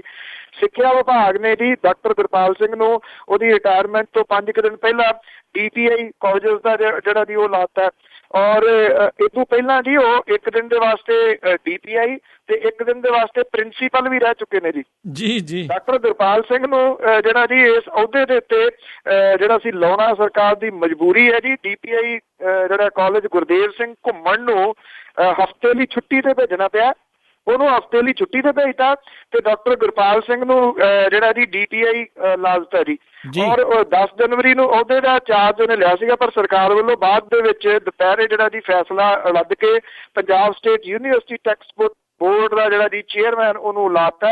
ਹਾਲਾਂਕਿ ਜਿਹੜੀ ਤਰੱਕੀ ਦੀ ਕਮੇਟੀ ਹੈ ਜੀ ਉਹਦੇ ਰਾਹੀਂ ਰੈਗੂਲਰ DPI ਵਜੋਂ ਉਹਦੀ ਨਿਯੁਕਤੀ ਜਿਹੜੀ ਉਹ ਕੀਤੀ ਗਈ ਸੀਗੀ। ਇਹ ਹਾਸੋਹੀਣੀ ਦੀ ਜਿਹੜੀ ਤਰੱਕੀ ਹੈ ਉਹਦੇ ਬਾਰੇ ਜਿਹੜੇ ਮੰਤਰੀ ਆ ਰੱਖੜਾ ਉਹਨੇ ਇਹ ਗੱਲ ਕਹੀ ਹੈ ਕਿ ਉਹਨੂੰ ਅਹੁਦੇ ਦੇ ਉੱਤੇ ਨਿਯੁਕਤ ਕਰਕੇ ਉਹਦੀ ਪੈਨਸ਼ਨ ਜਿਹੜੀ ਉਹਨੂੰ ਮਿਲਣੀ ਆ ਉਹਨੂੰ ਖੱਜਲ ਖੁਆਰੀ ਤੋਂ ਜਿਹੜਾ ਜੀ ਉਹ ਬਚਾਇਆ ਜਾ ਸਕੇ। ਕਿੰਨੀ ਫਿਕਰਮੰਦ ਹੈ ਜੀ ਸਰਕਾਰ, ਇੱਕ ਬੰਦੇ ਨੂੰ ਇਹ ਸੋਚਦੀ ਹੈ ਕਿ ਉਹਨੂੰ ਕਿਤੇ ਕੋਈ ਖੱਜਲ ਖੁਆਰੀ ਨਾ ਹੋ ਜੇ ਪੈਨਸ਼ਨ ਤੋਂ, ਇਸ ਕਰਕੇ ਉਹਨੂੰ ਹਫ਼ਤੇ ਦੇ ਵਾਸਤੇ ਜੀ ਜਿਹੜਾ ਉਹਦੀ ਤਰੱਕੀ ਜਿਹੜੀ ਆ ਉਹ ਦੇ ਦਿੱਤੀ ਗਈ ਹੈ। ਕਮਾਲ ਹੈ ਜੀ, ਦੇਖੋ ਕਿੰਨੀ ਫਿਕਰਮੰਦ ਹੈ ਸਰਕਾਰ, ਇੱਕ ਬੰਦੇ ਦੇ ਵਾਸਤੇ ਇੰਨਾ ਕੁਝ ਸੋਚ ਰਹੀ ਹੈ। ਬਿਲਕੁਲ ਜੀ, ਇਹ ਖੱਜਲ ਖੁਆਰ ਨਾ ਹੋਣ ਤੇ ਹਰ ਨਾਗਰਿਕ ਨੂੰ ਘਰ ਮੁਹੱਈਆ ਕਰਾ ਦਈਏ ਤੇ ਯੂਨੀਵਰਸਿਟੀਆਂ ਜਗ੍ਹਾ ਦੇ ਉੱਤੇ ਬਣਾ ਦਈਏ। ਸੋ ਬਿਲਕੁਲ ਜੀ ਪੂਰੀ ਫਿਕਰਮੰਦੀ ਜਿਹੜੀ ਇਹਨਾਂ ਦੀ ਜ਼ਾਹਰ ਹੋ ਰਹੀ ਹੈ ਹਰ ਇੱਕ ਪਾਸੇ। ਤੇ ਅਗਲੀ ਜਿਹੜੀ ਆਪਾਂ ਗੱਲ ਕਰਦੇ ਹਾਂ ਸ਼੍ਰੀ ਅਕਾਲ ਤਖ਼ਤ ਸਾਹਿਬ ਦੇ ਉੱਤੇ ਨਵਜੋਤ ਸਿੱਧੂ ਨੂੰ ਜਿਹੜੀ ਉੱਥੇ ਬੁਲਾਉਣ ਦੀ ਜਿਹੜੀ ਇਹ ਗੱਲ ਆ ਉਸ ਨੂੰ ਲੈ ਕੇ, ਉਸ ਨੂੰ ਸੱਦਣ ਦੇ ਲੈ ਕੇ ਵਿਵਾਦ ਜਿਹੜਾ ਹੈ ਉਹ ਵੀ ਚੱਲ ਰਿਹਾ ਨਾਲ ਦੇ ਨਾਲ। ਜੀ ਬਿਲਕੁਲ, ਇਹ ਜਿਹੜਾ ਵਿਵਾਦ ਹੈ ਜੀ ਇਹ ਭਖਦਾ ਜਾ ਰਿਹਾ। ਹੁਣ ਤਾਂ ਵੇਦ ਪੜ੍ਹ ਕੇ ਵੇਦਾਂਤੀ ਬਣੇ ਜੋਗਿੰਦਰ ਸਿੰਘ ਵੇਦਾਂਤੀ ਹੋਰੀ ਵਾਹਵਾ ਸਰਗਰਮ ਨਜ਼ਰ ਆਉਂਦੇ ਨੇ ਜੀ। ਉਹ ਵੀ ਸੋਚਦੇ ਨੇ ਕਿ ਆਹ ਮੌਕਾ ਉਹ ਹੈਗਾ ਬਿਆਨ ਬੂਨ ਲਵਾਉਣ ਦਾ। ਸੋ ਉਹਨਾਂ ਦੇ ਬਿਆਨ ਵੀ ਜਿਹੜੇ ਉਹ ਕਾਫੀ ਛਪ ਰਹੇ ਨੇ। ਸੋ ਉਹਨਾਂ ਨੇ ਵੀ ਔਰ ਬਾਕੀਆਂ ਨੇ ਵੀ ਜਿਹੜਾ ਇਹ ਮਾਮਲਾ ਜਿਹੜਾ ਹੁਣ ਭਖਿਆ ਕਿ ਨਵਜੋਤ ਸਿੰਘ ਸਿੱਧੂ ਨੂੰ ਸੱਦਿਆ ਨਹੀਂ ਜਾ ਸਕਦਾ ਅਕਾਲ ਤਖ਼ਤ ਦੇ ਉੱਤੇ ਜੀ। ਉਹ ਇਹ ਕਹਿ ਰਹੇ ਨੇ ਕਿ ਉਹ ਤਾਂ ਪਤਿਤ ਹੈ, ਜਿਹੜਾ ਪਤਿਤ ਬੰਦਾ ਉਹਨੂੰ ਅਕਾਲ ਤਖ਼ਤ ਦੇ ਉੱਤੇ ਨਹੀਂ ਸੱਦਿਆ ਜਾ ਸਕਦਾ ਜੀ। ਉਹਨਾਂ ਨੇ ਕਿਹਾ ਕਿ ਉਹ ਤਾਂ ਹਵਨ ਕਰਾਉਂਦਾ, ਦਾੜੀ ਕੱਟਦਾ, ਇਸ ਕਰਕੇ ਉੱਥੇ ਤਾਂ ਜਿਹੜਾ ਕੋਈ ਗੁਰਸਿੱਖ ਹੈ ਉਹਨੂੰ ਹੀ ਅਕਾਲ ਤਖ਼ਤ ਦੇ ਉੱਤੇ ਸੱਦਿਆ ਜਾ ਸਕਦਾ ਤੇ ਉੱਥੇ ਸੱਦ ਕੇ ਉਹਨੂੰ ਜਿਹੜੀ ਹੈ ਜੀ ਗੁਰਬਾਣੀ ਪੜ੍ਹਨ ਦੀ ਜਾਂ ਭਾਂਡੇ ਜਿਹੜੇ ਆ ਉਹ ਸਾਫ਼ ਕਰਨ ਦੀ ਸਜ਼ਾ ਲਾਈ ਜਾ ਸਕਦੀ ਹੈ। ਹੋਰ ਕਿਸੇ ਨੂੰ ਜਿਹੜਾ ਜੀ ਉਹ ਨਹੀਂ ਲਾਈ ਜਾ ਸਕਦੀ। ਸ਼੍ਰੋਮਣੀ ਗੁਰਦੁਆਰਾ ਪ੍ਰਬੰਧਕ ਕਮੇਟੀ ਦੇ ਵੱਲੋਂ ਪ੍ਰਕਾਸ਼ਿਤ ਸਿੱਖ ਰਹਿਤ ਮਰਿਆਦਾ ਦੀ ਧਾਰਾ 3 ਦੇ ਵਿੱਚ ਕਹਿੰਦੇ ਜੀ ਇਹ ਲਿਖਿਆ ਹੋਇਆ ਕਿ ਅਕਾਲ ਤਖ਼ਤ ਦੇ ਵਿੱਚ ਉੱਤੇ ਕਿਸੇ ਪਤਿਤ ਜਾਂ ਤਨਖਾਹੀਆ ਸਿੱਖ ਦੀ ਅਰਦਾਸ ਨਹੀਂ ਕੀਤੀ ਜਾ ਸਕਦੀ। ਇੱਥੇ ਸਿਰਫ ਸਿੱਖ ਵਿਅਕਤੀ ਦੀ ਅਰਦਾਸ ਜਿਹੜੀ ਹੈ ਜੀ ਉਹ ਹੋ ਸਕਦੀ ਹੈ। ਇਸ ਕਰਕੇ ਇਹ ਮਾਮਲਾ ਜਿਹੜਾ ਜੀ ਇੱਕ ਨਵੇਂ ਦੌਰ ਦੇ ਵਿੱਚ ਇੱਕ ਕਿਸਮ ਦੇ ਨਾਲ ਚਲੇ ਗਿਆ, ਕਿਉਂਕਿ ਸਿੱਧੂ ਦੇ ਪੁਤਲੇ ਫੂਕ ਰਹੇ ਜਿਹੜੇ ਯੂਥ ਅਕਾਲੀ ਦਲ ਵਾਲੇ ਨੇ ਜੀ ਉਹਨਾਂ ਨੂੰ ਲੱਗਦਾ ਸੀਗਾ ਕਿ ਸਿੱਧੂ ਨੂੰ ਉੱਥੇ ਲਿਆਂਦਾ ਜਾ ਸਕਦਾ, ਪਰ ਇਹਨੇ ਇੱਕ ਨਵੀਂ ਬਹਿਸ ਜਿਹੜੀ ਹੈ ਜੀ ਉਹ ਛੇੜ ਦਿੱਤੀ ਹੈ। ਜੇ ਇਹ ਬਹਿਸ ਛਿੜੀ ਹੈ ਤੇ ਸ਼ਾਇਦ ਹੋ ਸਕਦਾ ਜੀ ਕਿ ਅਕਾਲੀ ਦਲ ਜਿਹੜਾ ਬਾਦਲ ਵਾਲਾ ਜੀ ਉਹ ਹੁਣ ਇਸ ਗੱਲ ਤੋਂ ਵੀ ਗੁਰੇਜ਼ ਕਰੇ ਕਿ ਜੇ ਉੱਥੇ ਸੱਦਿਆ ਤੇ ਇਹਨੇ ਨਵੇਂ ਵਿਵਾਦ ਨੂੰ ਇੱਕ ਨੂੰ ਜਨਮ ਦੇ ਦੇਣਾ, ਵੀ ਉਸ ਵਿਵਾਦ ਤੋਂ ਜਿਹੜਾ ਜੀ ਉਹ ਬਚਿਆ ਜਾ ਸਕੇ ਜੀ।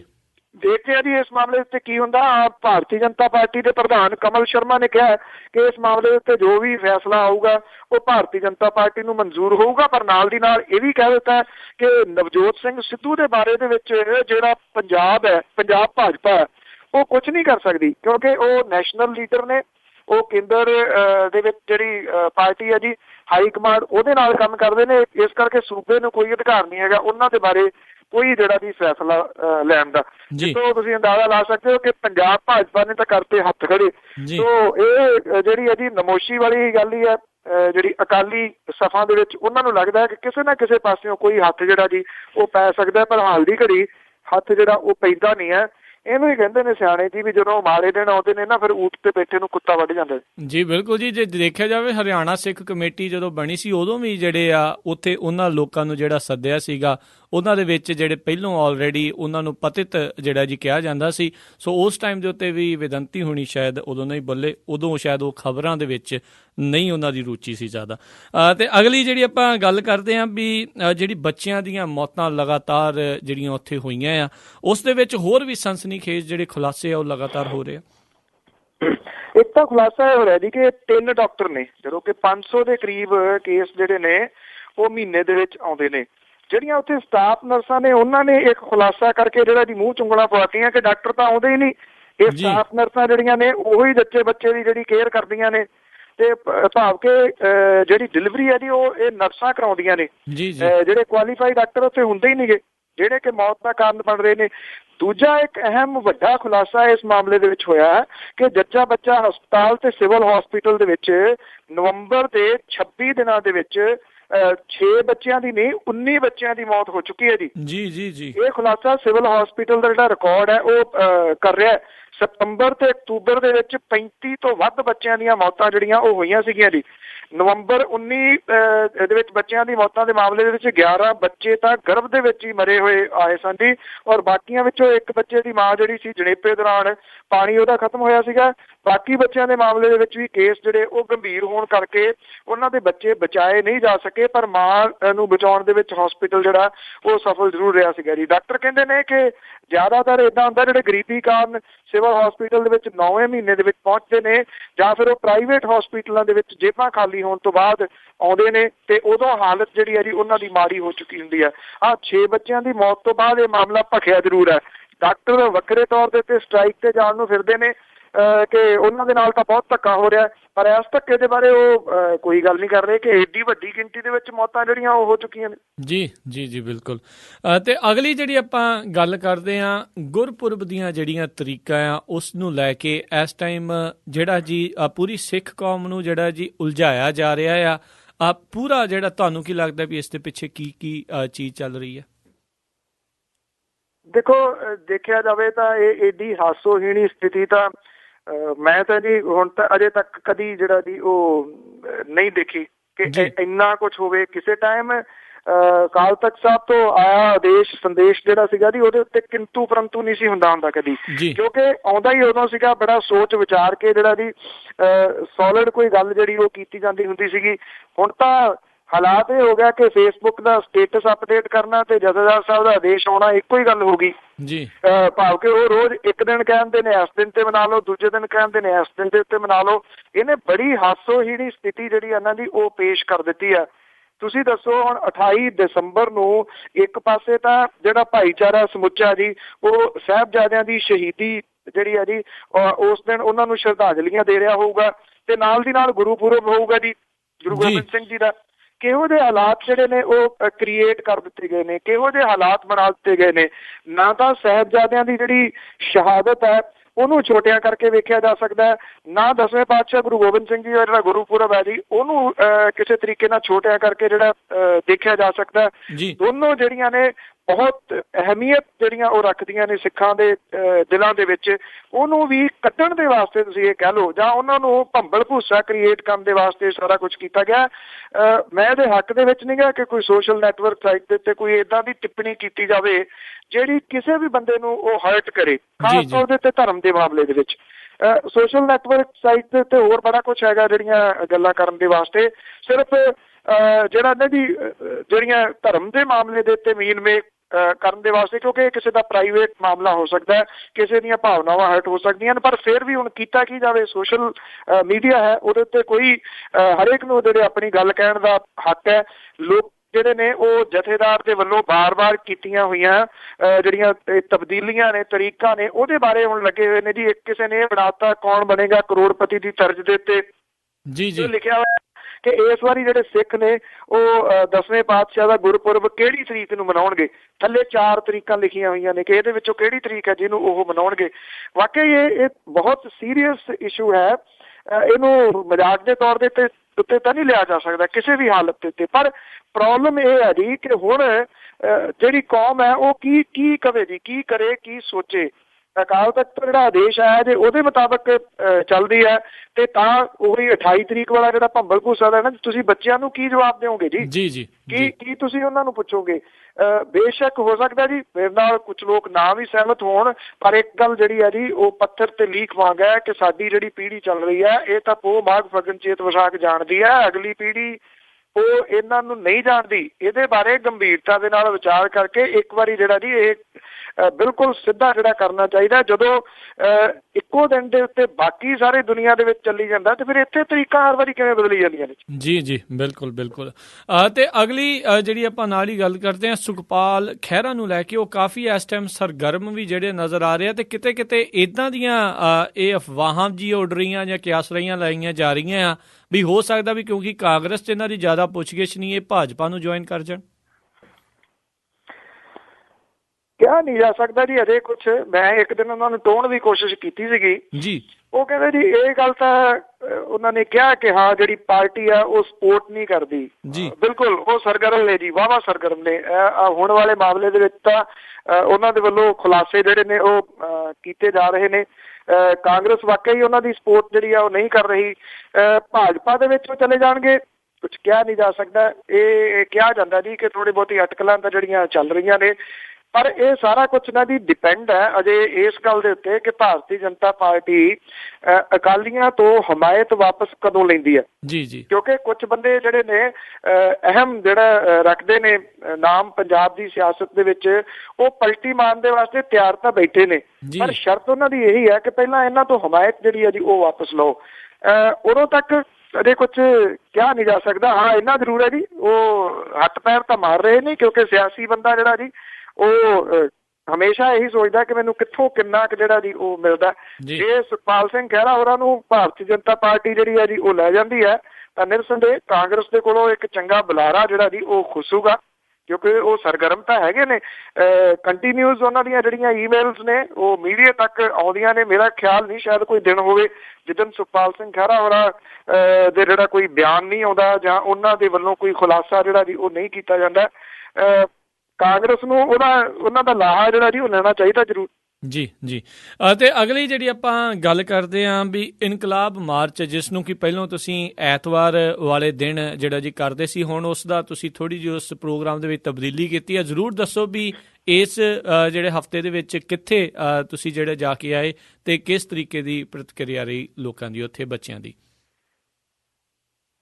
ਇਹਦੇ 'ਚ ਥੋੜ੍ਹੀ ਤਬਦੀਲੀ ਇਹ ਕੀਤੀ ਹੈ ਜੀ ਕਿ ਪਹਿਲਾਂ ਜਿਹੜਾ ਇਹ ਮਾਰਚ ਦੇ ਰੂਪ ਦੇ ਵਿੱਚ ਹੁੰਦਾ ਸੀਗਾ, ਹੁਣ ਇਹਨੂੰ ਜਿਹੜੇ ਸਕੂਲ ਨੇ ਨਾ ਜੀ ਉਹਦੇ ਉਸ ਪੱਧਰ ਦੇ ਉੱਤੇ ਲੈ ਗਿਆ ਜੀ, ਜਿੰਨੇ ਮੈਂਬਰ ਨੇ ਉਹਨਾਂ ਦੇ ਸਲਾਹ ਦੇ ਨਾਲ। ਇਹਦੇ ਵਿੱਚ ਜਿਹੜੇ 9, 10, +1, +2 ਦੇ ਜਿਹੜੇ ਸਟੂਡੈਂਟ ਨੇ ਉਹਨਾਂ ਦੇ ਨਾਲ ਸਿੱਧਾ ਜਿਹੜਾ ਜੀ ਸੰਵਾਦ ਜਿਹੜਾ ਉਹ ਰਚਾਇਆ ਜਾਂਦਾ ਹੈ। ਇਹਦੀ ਸ਼ੁਰੂਆਤ ਬਠਿੰਡੇ ਤੋਂ ਕੀਤੀ ਗਈ ਹੈ ਜੀ। ਇੱਥੇ ਦਸ਼ਮੇਸ਼ ਪਬਲਿਕ ਸਕੂਲ ਔਰ Guru Nanak higher secondary school ਹੈ ਜੀ। ਦੋ ਡਿਫਰੈਂਟ ਸਕੂਲਾਂ ਦੇ ਵਿੱਚ ਅਸੀਂ ਗਏ ਔਰ ਚੰਗੀ ਗੱਲ ਜਿਹੜੀ ਇਹ ਰਹੀ ਜੀ, ਇੱਕ ਤਾਂ ਜਿਹੜੇ ਮੈਨੇਜਮੈਂਟ ਵਾਲੇ ਜੀ ਉਹਨਾਂ ਨੇ ਬੜਾ ਸਾਥ ਦਿੱਤਾ, ਉਹਦੇ ਨਾਲ ਨਾਲ ਬੱਚਿਆਂ ਨੇ ਜਿਹੜਾ ਜੀ ਉਹ ਬੜਾ ਇਸ ਮਾਮਲੇ ਦੇ ਉੱਤੇ ਸਾਥ ਦਿੱਤਾ। ਔਰ ਹਾਲਾਤ ਇਹ ਸਨ ਜੀ ਕਿ ਜਦੋਂ ਖਤਮ ਕੀਤਾ ਜੀ ਇਹ ਸਮਾਗਮ ਤਾਂ ਜਿਹੜੇ ਨੌਜਵਾਨ ਤਬਕਾ ਜੀ ਉਹਨਾਂ ਨੂੰ ਇੰਨਾ ਕੁ ਜਿਹੜਾ ਜੀ ਪਹਿਲਾਂ, ਕਿਉਂਕਿ 3 ਡਿਫਰੈਂਟ ਤਰੀਕੇ ਦੇ ਨਾਲ ਅਸੀਂ ਜਿਹੜਾ ਜੀ ਇਹ ਕਰਦੇ, ਇੱਕ ਤਾਂ ਡਰੱਗ ਦੇ ਨਾਲ ਬੱਚਾ ਜਿਹੜੇ ਨੇ ਉਹ ਲੱਗਦੇ ਕਿਵੇਂ ਨੇ ਜਾਂ ਲਾਏ ਕਿਵੇਂ ਜਾਂਦੇ ਨੇ ਡਰੱਗ ਦੇ ਉੱਤੇ, ਕਿਸ ਤਰੀਕੇ ਦੇ ਨਾਲ ਇਹ ਸਾਰਾ ਚੱਲਦਾ ਜੀ। ਇੱਕ ਦੂਸਰਾ ਡਰੱਗ ਦੇ ਜਿਹੜੇ ਪੈਣ ਵਾਲੇ ਬੰਦੇ ਦੇ ਉੱਤੇ ਪ੍ਰਭਾਵ, ਦੂਸਰਾ ਇਹ ਹੈ ਜੀ। ਔਰ ਤੀਸਰਾ ਇਹ ਹੈ ਕਿ ਡਰੱਗ ਜਦੋਂ ਯੂਜ਼ ਕਰਨ ਲੱਗ ਜਾਂਦਾ ਬੰਦਾ, ਉਹਦੇ ਬਾਅਦ ਦੇ ਜਿਹੜੇ ਉਹਦੇ ਪਰਿਵਾਰ ਦੇ ਉੱਤੇ, ਸਮਾਜਿਕ ਤੌਰ ਦੇ ਉੱਤੇ, ਫਾਈਨੈਂਸ਼ਲੀ ਤੌਰ ਦੇ ਉੱਤੇ ਉਹਦੇ ਪ੍ਰਭਾਵ ਜਿਹੜੇ ਨੇ, ਉਹਦੇ ਪੇਰੈਂਟਸ ਜਿਹੜੇ ਨੇ ਉਹਦੇ ਉੱਤੇ ਕੀ ਅਸਰ ਪੈਂਦਾ। ਇਹ 3 ਡਿਫਰੈਂਟ ਜਿਹੜੇ ਸੈਗਮੈਂਟ ਨੇ ਜਿਹਦੇ ਵਿੱਚ ਇਹ ਵੰਡਿਆ ਗਿਆ ਜੀ ਇਹਨੂੰ। ਕੋਈ ਬਹੁਤ ਲੰਬੇ ਲੈਕਚਰ ਨਹੀਂ ਹੈਗੇ 45 ਮਿੰਟ ਦੇ, ਸਗੋਂ ਇਹ ਟੋਟਲ ਜਿਹੜੀ ਪ੍ਰਕਿਰਿਆ ਹੈ ਸਾਰੀ ਉਹ 1 ਘੰਟੇ ਦੀ ਬਣਾਈ ਗਈ ਹੈ ਜੀ। 45 ਮਿੰਟ ਦੇ ਵਿੱਚ ਜਿਹੜੇ 15 ਮਿੰਟ ਦੇ ਇਹ ਇੱਕ ਕਿਸਮ ਦੇ ਨਾਲ ਲੈਕਚਰ ਟਾਈਪ ਦੇ ਨੇ, ਪਰ ਲੈਕਚਰ ਕੋਈ ਉਹ ਲਿਖੇ ਹੋਏ ਨਹੀਂ, ਬਲਕਿ ਬੱਚਿਆਂ ਦੇ ਪੱਧਰ ਦੇ ਉੱਤੇ ਜਾ ਕੇ ਜੀ ਉਹਨਾਂ ਦੇ ਜਿਹੜੇ ਦਿਮਾਗ ਨੇ ਉਹਨਾਂ ਨੂੰ ਖਰੀਦਣ ਦੀ ਕੋਸ਼ਿਸ਼ ਹੈ। ਉਸ ਤੋਂ ਬਾਅਦ ਜਿਹੜਾ ਬੱਚਿਆਂ ਨੂੰ ਟਾਈਮ ਦਿੱਤਾ ਜਾਂਦਾ ਕਿ ਉਹ ਸਵਾਲ ਜਿਹੜੇ ਨੇ ਉਹ ਕਰ ਸਕਣ।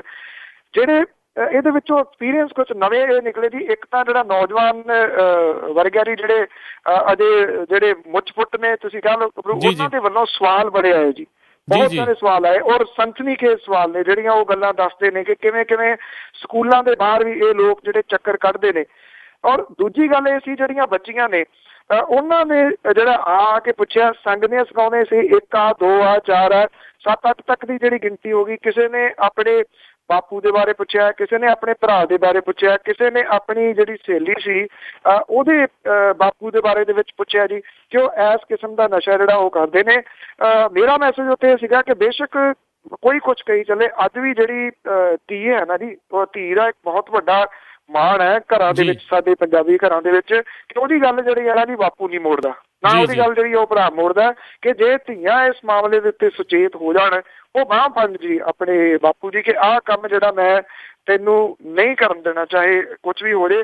ਸੋ ਜੇ ਇਹ ਅਵੇਅਰਨੈਸ ਜਿਹੜੀ ਹੈ ਨਾ ਜੀ ਇਸ ਲੈਵਲ ਦੇ ਉੱਤੇ ਆ ਗਈ +1 +2 10th ਵਾਲਿਆਂ ਦੇ ਵਿੱਚ, ਤਾਂ ਇਹ ਜਾਗ ਜਿਹੜੀ ਇਹਨਾਂ ਦੀ ਅੱਗੇ ਤੋਂ ਅੱਗੇ ਲੱਗ ਸਕਦੀ ਹੈ। ਔਰ ਬੱਚਿਆਂ ਤੋਂ ਇਹ ਵਾਅਦਾ ਵੀ ਜਿਹੜਾ ਜੀ ਅਖੀਰ ਦੇ ਵਿੱਚ ਲਿਆ ਜਾਂਦਾ ਆ ਕਿ ਉਹ ਅੱਜ ਤੋਂ ਬਾਅਦ ਇਹਦੇ ਜਿਹੜਾ ਇਹਨਾਂ ਦੀ ਬ੍ਰਾਂਡ ਅੰਬੈਸਡਰ ਬਣਨਗੇ ਇਨਕਲਾਬ ਜ਼ਿੰਦਗੀ ਜਿੰਦਾਬਾਦ ਦੇ। ਔਰ ਇਹਦੇ ਵਾਸਤੇ ਕਿਸੇ ਨੂੰ ਉਡੀਕਣਗੇ ਨਹੀਂ ਸਾਡੇ ਵਰਗੇ ਨੂੰ, ਬਲਕਿ ਆਪਣੇ ਤੌਰ ਦੇ ਉੱਤੇ ਆਪਣੇ ਯਾਰਾਂ ਦੋਸਤਾਂ ਦੇ ਵਿੱਚ ਜਿਹੜੀ ਹੈ ਜੀ ਉਹ ਗੱਲ ਤੋਰਨਗੇ, ਤਿੰਨਾਂ ਕਰਨਗੇ। ਹਰ ਬੱਚੇ ਤੋਂ ਇਹ ਅਹਿਦ ਲਿਆ ਗਿਆ ਕਿ ਤੁਸੀਂ 3 ਬੰਦਿਆਂ ਦੇ ਨਾਲ ਇਹ ਗੱਲ ਜ਼ਰੂਰ ਕਰੋਗੇ ਕਿ ਡਰੱਗ ਦੇ ਇਫੈਕਟ ਜਿਹੜੇ ਉਹ ਕੀ ਨੇ। ਹੋਪਫੁਲੀ ਉਮੀਦ ਹੈ ਜੀ ਇਸ ਗੱਲ ਦੀ ਕਿ ਜਦੋਂ ਹੁਣ ਸਕੂਲਾਂ ਦੇ ਵਿੱਚ ਨਿਵੇਕ ਲਈ ਜਿਹੜੀ ਥੋੜ੍ਹੀ ਜਿਹੀ ਵੱਖਰੀ ਕਿਸਮ ਦੀ ਪਹਿਲਾਂ ਥੋੜ੍ਹਾ ਜਿਹਾ ਡਰ ਵੀ ਸੀਗਾ ਜੀ ਕਿ ਕਿਹੋ ਜਿਹਾ ਰਿਸਪੌਂਸ ਰਹੂਗਾ, ਪਰ ਕੱਲ੍ਹ ਵਾਲਾ ਜਿਹੜਾ ਰਿਸਪੌਂਸ ਹੈ ਜੀ ਉਹਨੇ ਹੌਸਲਾ ਬਹੁਤ ਦਿੱਤਾ ਕਿ ਇਹ ਆਈ ਥਿੰਕ ਇਸ ਤਰੀਕੇ ਦੇ ਨਾਲ ਬੈਟਰ ਚੱਲ ਸਕਦੀ ਹੈ ਜੀ। ਤੇ ਜਾਣ ਤੋਂ ਪਹਿਲਾਂ ਮੈਂ ਇਸੇ ਦੇ ਨਾਲ ਹੀ ਜੁੜੀ ਹੋਈ ਇੱਕ ਗੱਲ ਵੀ ਕਰਨਾ ਚਾਹੁੰਦੇ ਹਾਂ। ਪਿਛਲੇ ਦਿਨਾਂ ਦੇ ਵਿੱਚ ਤੁਸੀਂ ਵੀ ਉਹ ਵੀਡੀਓ YouTube ਦੇ ਉੱਤੇ ਦੇਖੀ ਹੋਣੀ ਹੈ, Facebook ਦੇ ਉੱਤੇ ਦੇਖੀ ਹੋਣੀ ਹੈ ਵੀ ਕਿੱਦਾਂ ਪੰਜਾਬ ਦੇ ਵਿਆਹਾਂ ਦੇ ਵਿੱਚ ਇੱਕ ਕੁੜੀ ਨੂੰ ਉੱਥੇ ਜਿੱਦਾਂ ਉੱਥੋਂ ਲਮਕਾ ਕੇ ਤੇ ਉਸਦੇ ਕੋਲੋਂ ਪੁੱਠਿਆਂ ਸਿੱਧਿਆਂ ਹੋ ਕੇ ਸ਼ਰਾਬ ਦੇ ਜਿਹੜੇ ਆ ਉਹ ਬਣਵਾਏ ਜਾ ਰਹੇ ਸੀ, ਗਲਾਸਾਂ 'ਚ ਪਵਾਈ ਜਾ ਰਹੀ ਸੀ।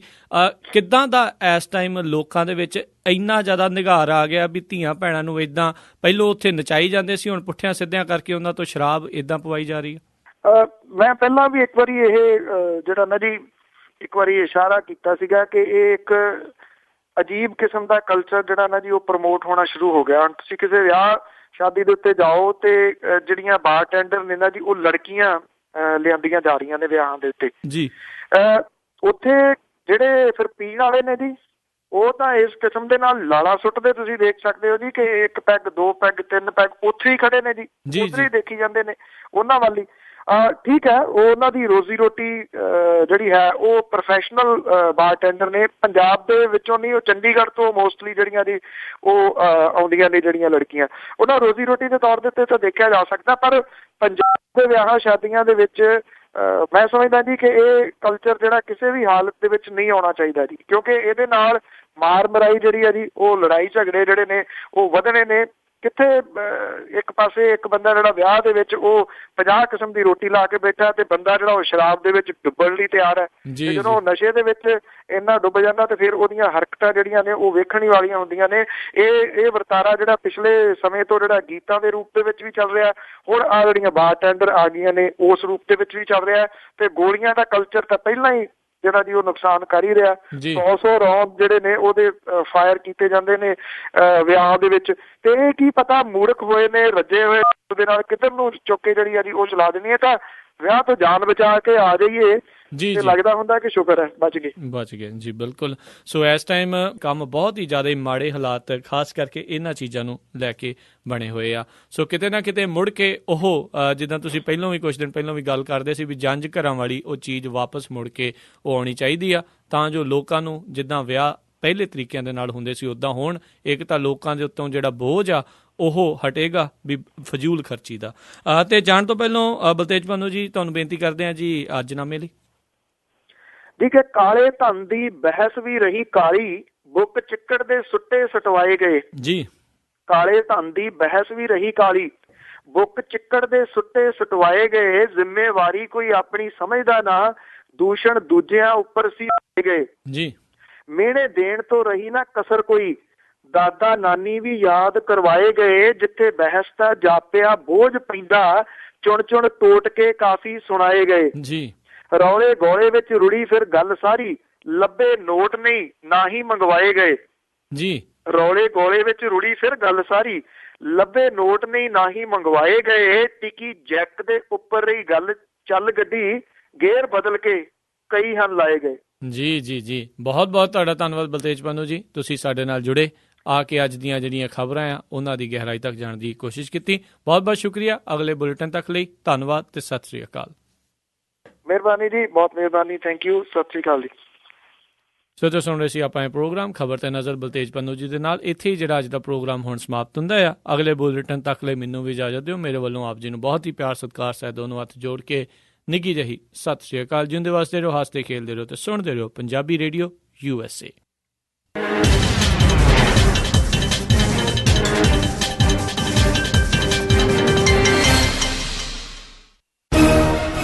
24 ਘੰਟਿਆਂ ਦੇ ਵਿੱਚ ਕਿਹੜੀਆਂ ਘਟਨਾਵਾਂ ਬਣੀਆਂ ਸੁਰਖੀਆਂ। ਪੰਜਾਬ, ਭਾਰਤ, ਪਾਕਿਸਤਾਨ, ਅਮਰੀਕਾ ਅਤੇ ਵਿਸ਼ਵ ਭਰ ਦੀਆਂ ਖਬਰਾਂ। ਕਿਹੜੇ ਸਿਆਸਤਦਾਨ ਨੇ ਕੀ ਕਿਹਾ, ਕੀ ਕਰ ਰਹੀ ਹੈ ਸਰਕਾਰ, ਕੀ ਵਿਰੋਧੀ ਧਿਰ ਆਪਣਾ ਰੋਲ ਨਿਭਾ ਰਹੀ ਹੈ। ਟੈਕਸੀ ਟਰੱਕ ਇੰਡਸਟਰੀ ਦੀਆਂ ਖਬਰਾਂ ਤੇ ਰਹੇਗੀ ਸਾਡੀ ਅੱਖ। ਮੌਸਮ ਦੀ ਜਾਣਕਾਰੀ, ਸਟਾਕ ਮਾਰਕੀਟ ਦੇ ਵਿੱਚ ਉਤਰਾਵ ਚੜਾਵ, ਡਾਲਰ ਪਾਉਂਡ ਦਾ ਭਾਅ, ਜਾਣਾਂਗੇ ਇਹ ਸਾਰਾ ਕੁਝ। ਇਹ ਸਾਰੀਆਂ ਖਬਰਾਂ ਪੰਜਾਬੀ ਦੇ ਵਿੱਚ ਤੁਹਾਡੇ ਲਈ ਪੇਸ਼ ਕਰਨਗੇ। ਸਤਿ ਸ਼੍ਰੀ ਅਕਾਲ ਦੋਸਤੋ, ਮੈਂ ਹਾਂ ਬਲਤੇਜ ਪੰਨੂ ਪੰਜਾਬ ਤੋਂ। ਕੈਨਸੋਟੋ ਮੈਂ ਚੰਡੀਗੜ੍ਹ ਤੋਂ ਸੁਸ਼ੀਲ ਦੁਸਾਂਝ। ਬਿਊਰੋ ਦਫ਼ਤਰ ਸ਼ਿਵਪੁਰਾ ਪਾਕਿਸਤਾਨ ਤੋਂ ਮਸੂਦ ਮਲੀ ਬੜਾ ਅਦਬ ਭਰਿਆ ਤਨੀਕਾ ਜਿਹਾ ਸਲਾਮ ਪੇਸ਼ ਕਰਦਾ ਹੈ, ਕਬੂਲ ਕਰੋ। ਸ੍ਰੀ ਮੁਕਤਸਰ ਸਾਹਿਬ ਤੋਂ ਜਸਵਿੰਦਰ ਸਿੰਘ ਬਿੱਟਾ ਵੱਲੋਂ ਪਿਆਰ ਭਰੀ ਨਿੱਘੀ ਸਤਿ ਸ੍ਰੀ ਅਕਾਲ। ਸੈਨੋਜ਼ੇ ਸਟੂਡੀਓ ਤੋਂ ਮੈਂ ਰਾਜਕਰਨਵੀਰ ਸਿੰਘ, ਮੈਂ ਹਰਜੋਤ ਸਿੰਘ ਖਾਲਸਾ ਅਤੇ ਮੈਂ ਗੁਰਸਿਮਰਨ ਸਿੰਘ। ਦਿਨ ਭਰ ਦੇ ਵਿੱਚ ਅੱਡ-ਅੱਡ ਸਮਿਆਂ ਤੇ ਸੁਣਨਾ ਨਾ ਭੁੱਲਿਓ, ਸਿਰਫ ਪੰਜਾਬੀ ਰੇਡੀਓ USA ਤੇ।